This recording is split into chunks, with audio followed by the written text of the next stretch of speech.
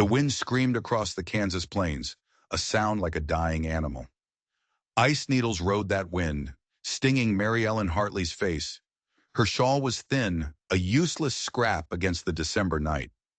She clutched her 3-year-old son, Thomas, tighter against her chest. His small body trembled inside a wool coat that had belonged to his father, a father who was now in the ground. "Hush now, sweet boy," she whispered, her lips cracked and bleeding. "Mama's going to find us somewhere warm." The words were a lie. She had nowhere to go. That morning, the landlord, a man named Garrett, had stood in the doorway of her cabin. He spat tobacco into the snow.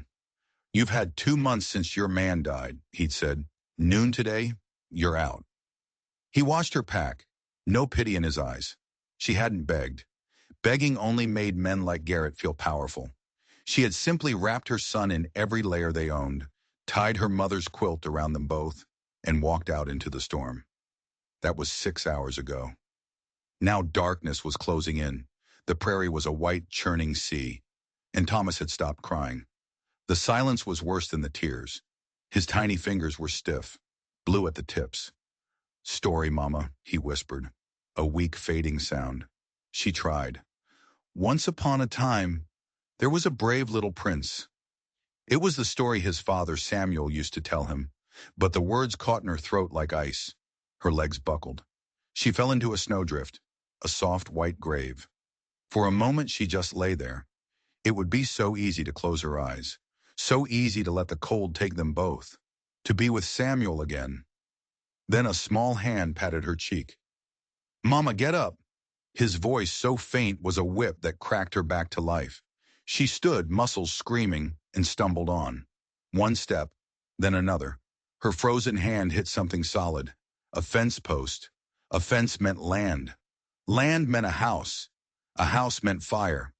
"Hello!" she croaked into the wind. "Please, anyone!" She followed the fence line, half crawling, until she saw it. A faint golden glow. A single window lit against the storm. She pounded on the door with fists she couldn't feel. "Please," she gasped. "My boy, help us." The door opened a crack. A tall man stood there, his face like weathered stone, his eyes a cold, hard blue. Mary Ellen swayed. "Just for tonight," she begged. "He needs warmth." The man's eyes flicked from her to the small, still form in her arms. Something in his expression changed. Without a word, he opened the door wide. "Get in," he said, his voice a low growl. "Quick." She fell across the threshold, the sudden warmth a painful shock. The man caught her, guiding her to a chair by the hearth. He added logs to the fire, the flames leaping up. He wrapped them both in heavy blankets. "What's his name?" the man asked, his voice rough. "Thomas," she whispered. "I'm Mary Ellen Hartley." The man went still. "Hartley?" he repeated, a strange new tension in the room. "My name is James McGrath. This is my ranch." He turned away, his face hidden in shadow. Mary Ellen was too exhausted to question the look in his eyes. A look that wasn't just pity, it was something else. Something that looked an awful lot like recognition. As he carried the sleeping boy up the stairs, Mary Ellen saw the truth she'd been running from. She hadn't just stumbled into a random stranger's home. She'd stumbled into a secret, and she had the terrifying feeling that the storm outside was nothing compared to the one she had just brought into this house. Morning came, but the storm didn't break. The world outside was a churning wall of white. James McGrath was already in the kitchen when Mary Ellen came downstairs. He had coffee ready. He didn't say much, just nodded toward a cup. His silence was a heavy thing. She felt like an intruder, a ghost in another woman's home. She could feel the memory of his late wife in the neat stacks of plates, in the worn spot on the floor by the stove. "I can help with breakfast," she offered, needing to do something, anything, to feel less like a charity case. He just grunted, which she took as a yes. Soon the small kitchen was filled with the smell of bacon and biscuits. It felt so normal, so domestic, that for a moment Mary Ellen could almost forget they were strangers, trapped by a blizzard. Thomas came down then, his cheeks flushed with sleep. He stared at James with wide, solemn eyes. "Say good morning to Mr. McGrath," Mary Ellen prompted. The boy just pointed. "You have sad eyes," he said. Mary Ellen's heart stopped. Thomas! But James didn't get angry. He just looked at the boy, a flicker of something dark and painful crossing his face before it was gone. He looked at Mary Ellen. The road will be closed for days, he said, changing the subject. The words were a statement of fact, but they felt like a sentence. Days. Trapped in this silent house with this silent man and his ghosts. After breakfast, James pulled on his heavy coat. Cattle need tending, was all he said before heading out into the storm. Mary Ellen went to work. She cleaned the kitchen, scrubbed the floors, aired out the dusty parlor. She needed to feel useful. She needed to earn their keep. As she worked, she noticed things. The house was big, bigger than a single man needed. It was built for a family. In the parlor on the mantel was a single-frame photograph, a woman with a kind smile and eyes that looked a lot like James's. His wife, Martha, and next to it, a child's silver cup, tarnished with age. They had a child. The thought sent a chill through her that had nothing to do with the cold. What had happened to them? The town whispered he'd buried his wife. They never mentioned a child. When James came back hours later, his coat was caked in ice. He didn't seem to notice the clean house. He just sat by the fire, staring into the flames. Your wife, Mary Ellen said softly that night, after Thomas was asleep. She was beautiful. James flinched as if she'd touched a raw nerve. She was, he said, his voice tight. And your child? She pushed gently. He went rigid. We don't talk about that. The finality in his voice was a door slamming shut. There were rooms in this man's heart that were locked and barred, and she was beginning to realize that the secrets of this house were buried deeper than the snow outside. She had come here seeking shelter, but she had the feeling she'd stumbled into a tomb. The storm raged for 4 days. 4 days of shared meals and suffocating silence. Mary Ellen learned the rhythm of the ranch, the pre-dawn chores, the endless mending, the quiet evenings by the fire. James rarely spoke, but she felt his eyes on her constantly. It wasn't a look of desire. It was a look of assessment, of calculation. It made her skin crawl. On the 4th morning, the world was blindingly bright. The storm was over. Snow's packed enough for travel, James said over breakfast. The words were a dismissal. If you're set on Denver, I'll hitch the team. Mary Ellen's heart sank. Thomas had come alive in this house. He called the barn, the castle, and the cattle Papa James's army. He was happy here, safe. Denver was a death sentence. You've been more than generous, she said, her voice trembling. I don't know how to thank you. He set his coffee cup down. I'm not asking for thanks, he said, his voice low. I'm asking for something else. He looked her straight in the eye. I need a wife, Mrs. Hartley, and you need a roof over your son's head. The proposal was a punch to the gut. It was cold. It was brutal. It was a business transaction. Not for love, he said quickly as if reading her mind. I had that once. I'm not looking for it again. But this ranch needs a woman's hand. And your boy needs a name. My name. He'll inherit this land. It's a practical arrangement. She stared at him, stunned. You're asking me to marry a stranger? I'm offering you a home, he said. She thought of Thomas. She thought of the freezing snow, of the locked doors.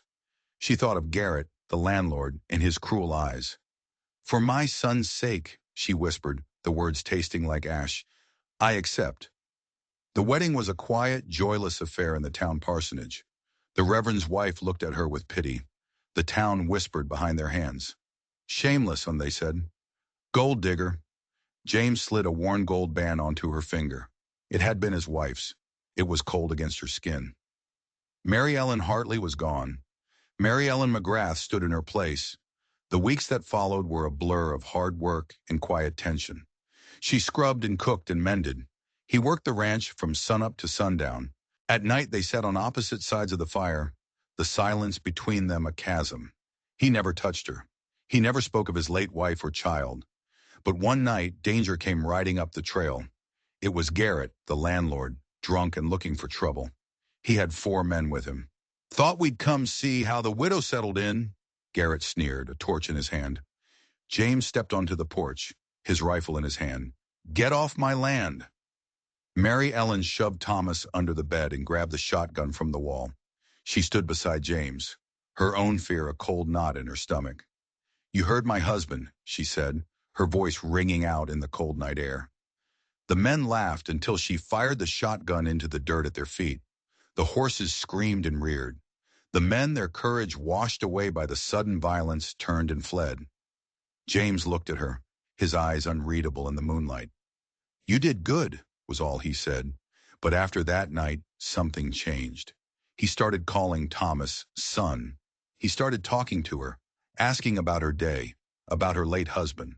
Small things, but they were a start. Spring came, and with it, the thaw. The land came back to life, and so it seemed did the man who had been frozen for so long. One evening, he took her hands in his. "This was supposed to be an arrangement," he said, his voice rough with an emotion she'd never heard before. "But it's not. Not for me. I love you, Mary Ellen." The words were a shock, but the truth was, she had come to care for this quiet, broken man. But before she could answer, she felt a wave of nausea. She swayed, and James caught her. "Mary Ellen? What is it?" She looked at him, her own secret, the one she had been hiding for weeks, tumbling out.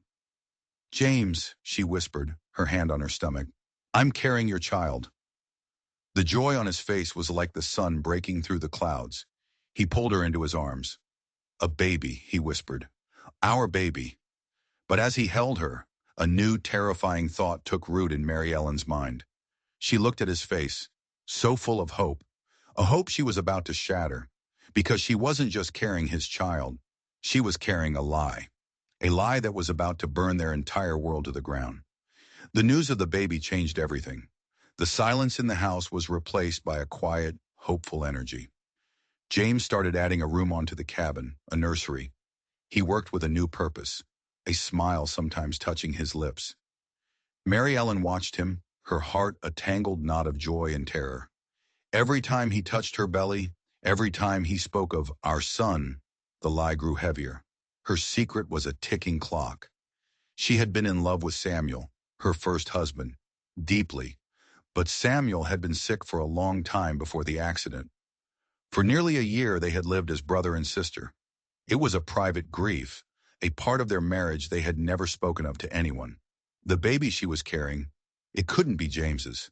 The timing was impossible. It had to be Samuel's. She had arrived at James's door already pregnant, though she hadn't known it herself. It was a miracle, a final gift from the man she had lost. But in her new life, that miracle was a time bomb. How could she tell James? How could she tell this man who had given her and Thomas everything, that the heir he was so joyfully preparing for was not his own? He would cast her out. She knew he would. The town would call her an adulteress, a liar. They would have no mercy. So she stayed silent. And with every passing day, the lie poisoned the happiness that was beginning to bloom. One afternoon, a stranger rode into the valley. He was a doctor from Cheyenne, he said, just passing through. He was a kind, elderly man, and when he heard there was a pregnant woman at the McGrath ranch, he offered to check on her. Mary Ellen was terrified, but she couldn't refuse without raising suspicion. Dr. Adams was gentle and professional. He examined her, asked a few questions. "Everything seems perfectly healthy," he said with a smile. "By my calculations, you're about 4 months along. You should have a healthy baby come late summer." Mary Ellen's blood ran cold. 4 months. James was in the room. He was doing the math in his head. She could see it in his eyes, the joy draining away, replaced by a cold, hard confusion. They had been married for just over 3 months. After the doctor left, James stood at the window, his back to her, for a long time. The silence was back, colder and heavier than ever before. "James," she began, her voice a weak whisper. He turned, and the look on his face was one of utter devastation. "Who is he?" he asked, his voice flat. "There's no one," she cried. "I would never—" "Don't lie to me," he said, his voice dangerously low. "The doctor said 4 months. We've been married for 3. Do you think I'm a fool?" "It's Samuel's," she finally sobbed, the truth tearing out of her. "I didn't know. I swear. I didn't know until now." He stared at her, the story she told him, the story of Samuel's illness, of their chaste final year unspooling between them. But he didn't believe her. The pain of his own past, of his own wife's betrayal, was a wound that had never healed. "My first wife, Martha," he said, his voice hollow. "She also told me the child she was carrying was mine. It wasn't. She had a lover in town. I found her letters after she died in childbirth." The confession hung in the air, a ghost that explained everything. His silence, his bitterness, his refusal to love again. "The baby died with her," he said. "My son, the son who was never mine." He looked at her, and she saw no mercy in his eyes, only the agony of a man who had been betrayed twice. "I see now," he said. "You're just like her. You saw a lonely man with a ranch, a way to provide for your bastard child. You lied to me from the beginning." "No!" she screamed. "James, please, you have to believe me." But he was already walking toward the door. "When the baby is born," he said, his voice dead, "I will give it my name, for the sake of the town, for the sake of appearances. But you and I, we are done. This house is big enough. We can live as strangers." He walked out, leaving her alone with the ruins of their fragile happiness. She had been cast out once into a storm of snow. Now she was cast out into a storm of silence, a storm of her own making. And this time, there was no one to rescue her. The weeks that followed were a special kind of hell. They lived in the same house, ate at the same table, but a wall of ice stood between them. James spoke only when necessary, his words clipped and cold. He never touched her. He never looked at her stomach. Thomas, with a child's intuition, sensed the change. "Is Papa mad at us?" he asked, his small face full of worry. "No, sweetheart," Mary Ellen would say, her own heart breaking. "Papa's just sad." She felt like a prisoner, trapped in the life she had chosen, haunted by a lie she hadn't intended to tell. Then one day Garrett came back. He rode up to the ranch, not with a mob this time, but alone. He looked different, sober, and scared. "I need to talk to you, McGrath," he said, refusing to look at Mary Ellen. James came out onto the porch, his rifle in his hand. "I told you to stay off my land." "This is important," Garrett said, his hands shaking. "It's about your wife, about Hartley." "What about him?" James growled. "His death," Garrett said, swallowing hard. "It wasn't a railroad accident." Mary Ellen stepped out onto the porch, her blood running cold. "What do you mean?" James demanded. "He found something," Garrett said, his eyes darting around nervously. "In the land office records. Something about your wife's land. The deed." "What about the deed?" James asked. "It's a forgery," Garrett said. "The land your wife, Martha, brought to your marriage. It was never hers. It belonged to the railroad. Her father faked the deed to make her a more attractive bride." James stared at him, his face ashen. "Hartley found out," Garrett continued. "He was going to expose the whole thing. The railroad men, they couldn't let that happen. They paid me to arrange the accident." The confession hung in the air, a monstrous, ugly thing. "Why are you telling me this now?" James asked, his voice a low whisper. "Because they're coming for me," Garrett said, his eyes wild with fear. "They know I talked to you that night. They think I'll crack. They're coming to silence me. And then they'll come for her," he said, nodding toward Mary Ellen. "And the boy. They can't have any witnesses." Before James could react, a rifle shot cracked from the ridgeline. Garrett crumpled to the ground, a dark stain spreading across his chest. James shoved Mary Ellen back into the house.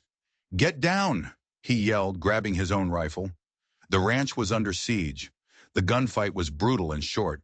The railroad men were professionals, but James was fighting on his own ground, for his own home.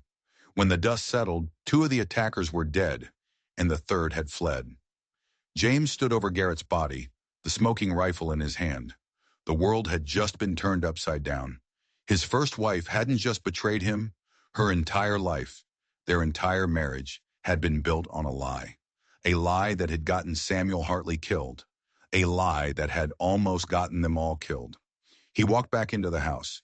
Mary Ellen was huddled on the floor, holding a terrified Thomas in her arms. He knelt in front of her. "I'm sorry," he whispered, his voice cracking. "I was a fool. I let my past blind me. Can you ever forgive me? She looked at him, her own eyes full of tears. She didn't have to answer. Her hand reached out and touched his cheek. In that moment, the wall of ice between them shattered. The birth was difficult. The baby, a girl, was small, but she had her mother's dark hair and her father's blue eyes. They named her Martha, not for the woman who had deceived him, but for the hope of a new beginning. They buried the past, but they didn't forget it. The forged deed, along with James's testimony, was enough to bring the railroad men to justice. Their small ranch, once a place of loneliness and secrets, became a home. A real home, filled with the noise and laughter of a family forged in the fire of hardship. Years later, James would sit on the porch, watching his children play in the yard. Thomas, strong and steady, teaching his little sister how to throw a rope. Mary Ellen would come and sit beside him, her hand finding his.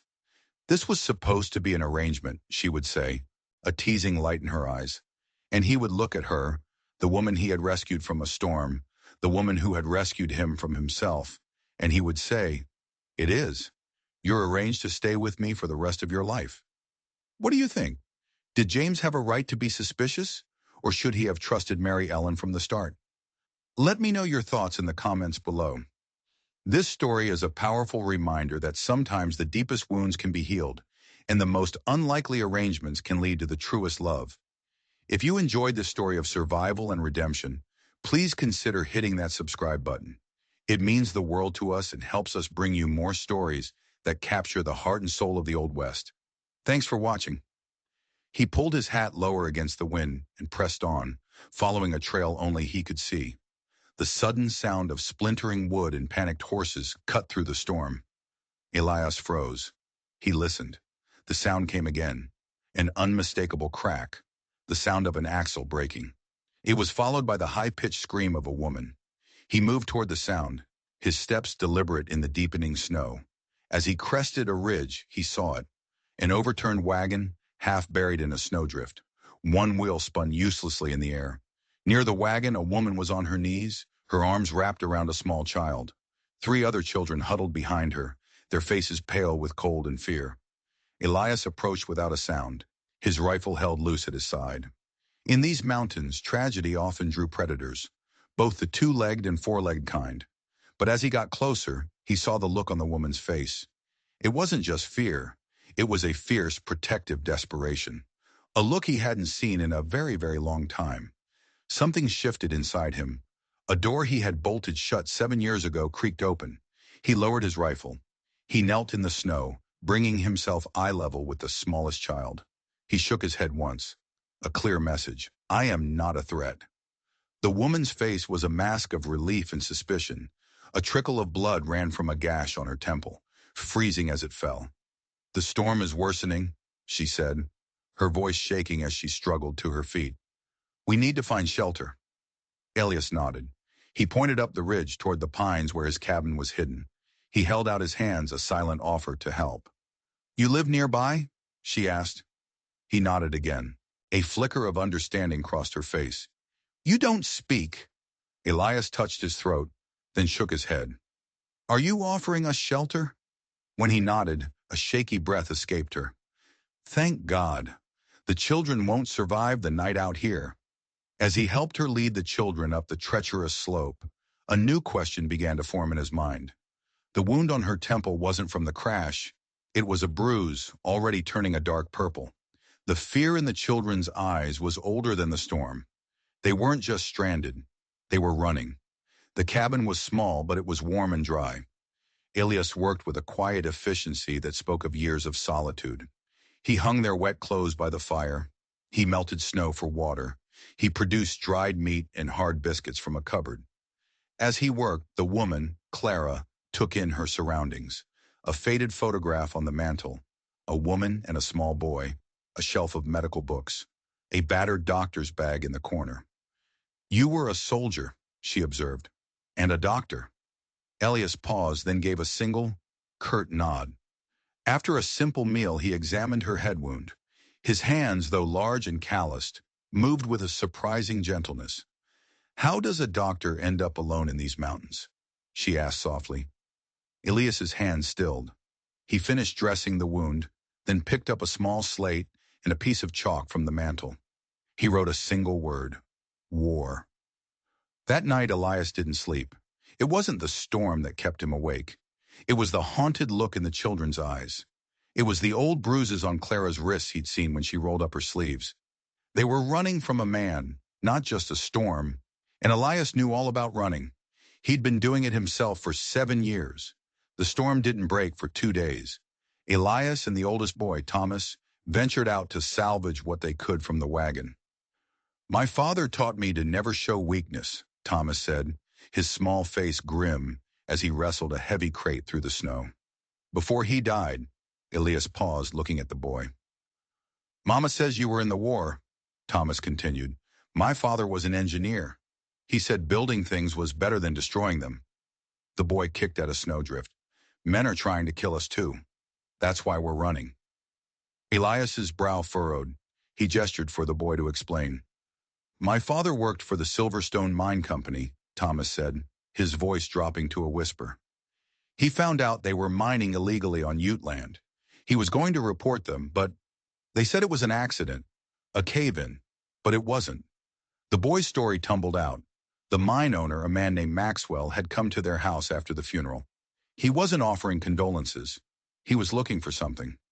"My father's notebook," Thomas said. "The one with all the evidence. It's in Annie's doll. Father gave it to her the night before he died. He told her it was a secret." He pulled the cloth doll from a salvaged trunk.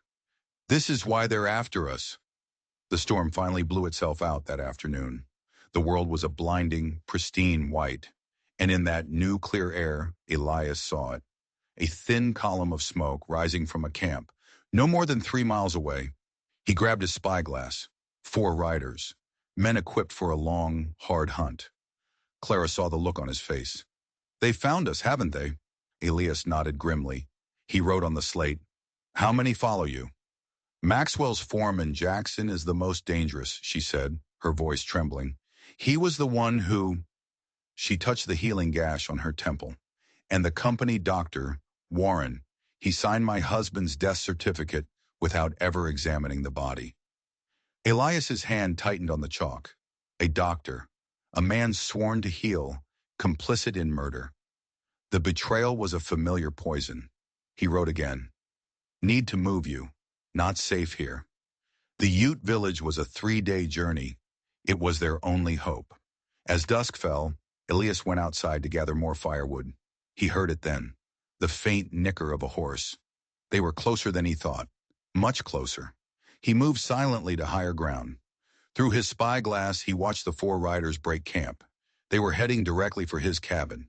He recognized the hard-faced foreman, Jackson, from Clara's description. But it was the 4th rider that made his blood run cold. The man in the city coat. The company doctor. It was Edmund Warren. A man he knew. A man he had served with in the war. A man whose life he had saved on a blood-soaked field in Fredericksburg. His past had just ridden up his mountain, and it was leading a pack of killers right to his door. The plan was desperate, born of a soldier's instinct. He had to lead them away. After hiding Clara and the children in the small root cellar beneath the cabin floor, Elias slipped out into the darkness. He laid a false trail, heading west, making it look like a panicked flight. Then he doubled back, erasing his tracks in a frozen stream bed. From a high ridge he watched them come. Jackson, his 2 hired guns, and Dr. Warren. They surrounded the cabin, kicked in the door, emerged, frustrated a few minutes later. Jackson found the false trail and led his men after it. Elias waited until they were gone, then slipped back to the cabin. The inside was a mess. They had torn the place apart, and on the table, on his slate, was a message. "Captain Boone, I know you're alive. We should talk before blood is shed." Warren, his past had a name, and it knew his. He got Clara and the children out of the cellar. "We have to leave," he wrote. "Tonight." As he helped the children bundle up, little Annie looked up at him. "Are you going to fight the bad men?" she asked. He looked into her innocent eyes and felt a resolve he hadn't known in 7 years. He nodded once. She patted his cheek. "Papa said sometimes good men have to fight so others can be safe." They rode out under a sky full of cold, distant stars, a family of strangers fleeing into the wilderness. But they weren't alone. From a ridge, a lone rider watched them go. Dr. Warren.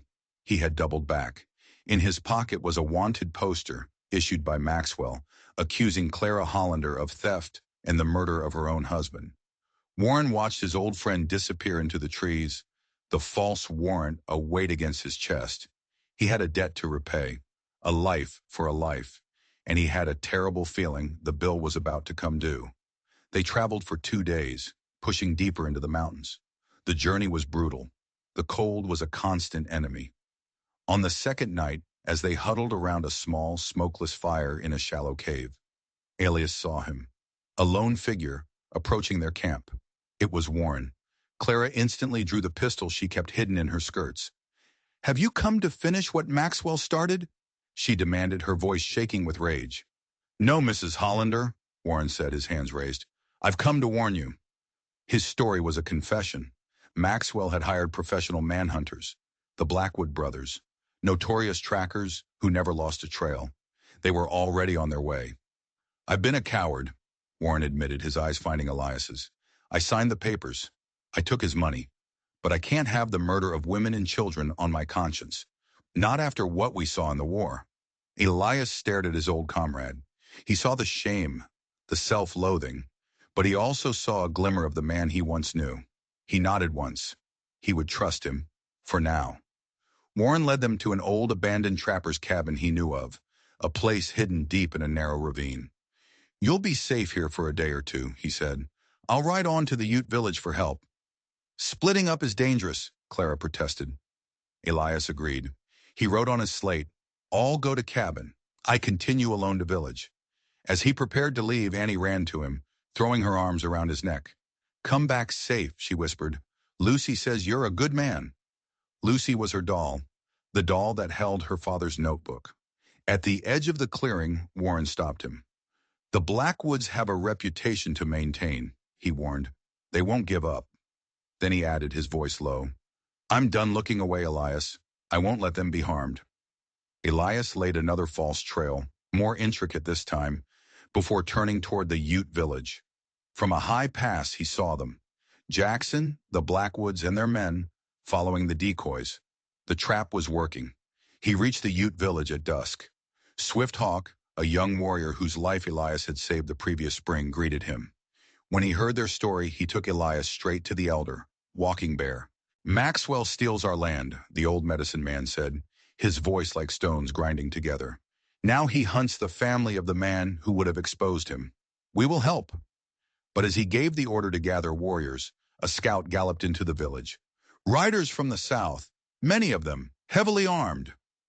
Maxwell wasn't just sending trackers. He was sending an army of his own, and they were heading straight for the Ute village. He's trying to start a war, Elias realized. A war that would bring in the cavalry, a war that would wipe out the Ute and bury his secrets for good. Walking Bear's face was grim. "Your friends at the trapper's cabin, they are in great danger." The false trail had been discovered. They were caught between two forces. As they rode back, a sound echoed across the valley. Gunshots. From the ridge they could see it. The trapper's cabin was on fire, and a lone figure was running through the snow, 2 mounted men closing in. It was Thomas. Elias raised his rifle and broke 7 years of silence with a roar of pure primal rage. It was not a word. It was a promise of a reckoning. The hunt was over. The war had begun. Elias's first shot was a warning. It kicked up snow in front of the lead horse, giving Thomas precious seconds to dive for cover. Swift Hawk and his warriors spread out along the ridge, the high ground giving them the advantage. The Blackwood brothers, professional hunters, dismounted and took cover, trapping Thomas in a deadly crossfire. "Come out, boy," the older brother called. "Your mama's waiting." It was a lie. Elias could see the cabin burning. No one was waiting. He signaled to Swift Hawk. They would flank them. As he moved through the trees, he saw Thomas make a desperate run for it. The elder Blackwood raised his rifle, taking aim at the boy's back. Elias didn't hesitate. He fired. The manhunter dropped like a stone. The second brother returned fire, and the valley erupted in a chaos of gunshots and ricocheting bullets. Thomas reached the tree line, gasping for breath. "They shot Dr. Warren," he choked out. "Mama took the others and ran. She said to meet at the rock shaped like a bear." Elias knew the place. He sent the boy to the safety of the warriors on the ridge, then circled around behind the last of the Blackwoods. The fight was brutal, hand to hand in the snow. Elias, fueled by a cold rage, finally brought the man down, unconscious but alive. He raced upstream, following the faint tracks Clara and the children had left. He found them huddled in a small cave, Clara bleeding from a knife wound to her side. "Jackson knows these mountains," she whispered, her face pale. "He'll find us." Elias fashioned a makeshift travois, and they pushed on through the freezing night, but their luck ran out. The travois broke, and behind them they could hear the sounds of pursuit. Jackson's men. They were close. "They'll kill you," Clara protested as Elias prepared to create another diversion, this time with little Annie in his arms. He squeezed her hand, a silent promise, and melted into the darkness. He led two of the pursuers on a desperate chase, finally confronting one near a frozen pond. The man, a young kid barely out of his teens, had him cornered. Then a shadow emerged from the trees. Dr. Warren, bleeding from a gunshot wound to his arm, but alive. He took the young guard down with a rock. "I've had enough of death," Warren said, his breath pluming in the cold air. But his news was dire. "Jackson found the others. He's taking them to Silverstone. Captured, all of them. Their only hope was Swift Hawk and his warriors. They found them a mile east." "Silverstone is a fortress," Warren warned. "Maxwell will be expecting us." "Then we must do what is not expected," Swift Hawk said. He sent a rider for reinforcements and for Walking Bear. "The old one knows secrets of the mountain," he explained. "Ancient passages." As they waited, the sky to the east began to glow. A terrible orange light. "Silverstone," Swift Hawk breathed. "It burns." "It's Clara," Elias whispered, his newfound voice raw. A diversion. The woman he had saved from a storm was now starting a fire, fighting for her own life, for her children's lives. Walking Bear arrived with more warriors. "The mountain weeps fire," the old man said. "Maxwell has awakened an ancient anger."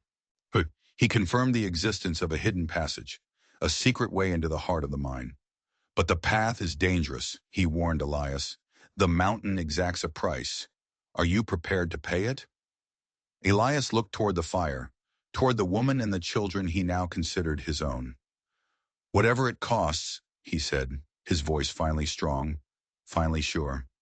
The journey through the mountain was a descent into a forgotten world. The ancient tunnels, known only to the Ute, led them deep into the earth. As they drew closer to the mine, they felt a rhythmic vibration through the rock. Blasting charges, Elias realized. Maxwell is destroying the mine, and everyone in it. They emerged into the main tunnels to a scene of chaos. The fire was spreading from above. Smoke was filling the air, and the charges were set to blow. Warren knew the layout. "The assay office," he said. "That's where he'll be holding them." They fought their way to the office, taking down two guards. Inside, they found them. Clara and two of her children, Samuel and Maggie, cornered by Maxwell and his foreman, Jackson. "The notebook, Mrs. Hollander," Maxwell was snarling, a revolver in his hand. "For the last time." "It's in Denver," Clara lied, her voice shaking but defiant. Elias and his warriors burst into the room. In the chaos, young Samuel, with a courage that defied his years, threw himself at Maxwell. The gun went off, the bullet flying wild. Elias tackled Maxwell, his fists finding their mark. The mine shuddered. The charges were going off. They had to get out. They fought their way to the main shaft. The elevator was out. The only way to the surface was a series of maintenance ladders, already crowded with panicking miners. The climb was a nightmare of smoke, fire, and terror. The mine was collapsing around them. Twice, Elias had to save Clara as her strength gave out. Near the top, a final massive explosion tore the ladder apart, leaving Warren dangling over the abyss. Elias pulled his old friend to safety, a debt finally repaid. They emerged onto the surface into a scene of pure destruction. The entire Silverstone complex was a raging inferno, collapsing into the earth. Maxwell's empire was gone, but their ordeal wasn't over. As they regrouped, a new group of riders appeared. Cavalry, U.S. Army, led by a man Elias knew from the war, Colonel Gardner. "I sent for them," Warren admitted. The truth finally came out. John Hollander's notebook, recovered from Annie's doll, was irrefutable proof. The governor, the Indian agent, the judge in Maxwell's pocket, their entire network of corruption was exposed. The trial in Denver was a sensation. The territory was purged of its corrupt officials. The Ute lands were secured. Justice for John Hollander and so many others was finally served. And in the aftermath, on a piece of land granted to Clara by a grateful government, a new life began. A place they called Reconciliation. Elias Boone, the man who had lost his voice to the horrors of war, had found it again in the defense of a family. He had come down from his mountain of silence, not to run, but to build. Clara, the widow who had been cast out into a storm, had found not just a protector, but a partner.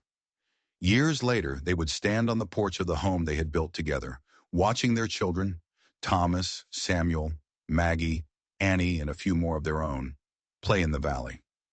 "I'm thinking," Elias would say, his voice, though still rough, now full of a quiet warmth, "that some journeys require silence to find the words we're speaking." And Clara would take his hand, the two of them a testament to the fact that even in the harshest wilderness, even in the face of the deepest corruption, the most powerful force on earth is the courage of good people who refuse to be broken. What did you think of this story of justice and redemption? Do you believe a man like Elias can truly find his voice again after so much trauma? Let us know in the comments below.